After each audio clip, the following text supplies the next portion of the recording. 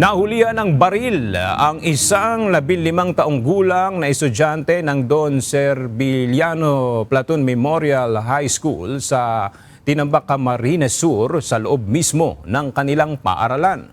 Ayon sa investigasyon, pinagpapasapasaan ang baril ng ilang estudyante bago napunta sa lalaking menor de edad na nagsabing itinago lamang niya ito upang hindi mahuli ang kanyang mga kaibigan.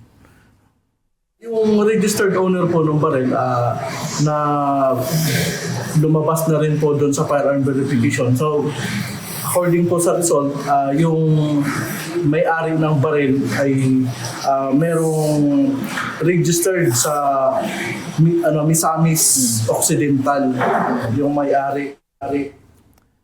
Lumalabas din sa pagsisiyasat ng pulisya, dinala ng estudyante ang naturang baril para sa sariling proteksyon at hindi dahil nakararanas ng pambubuli. Na-turn over na sa Department of Social Welfare and Development o DSWD ang mga estudyante upang sumailalim sa counseling habang ang nakumpiskang baril ay nasa pangangalaga na ng PNP Forensic Unit para sa kaukulang investigasyon.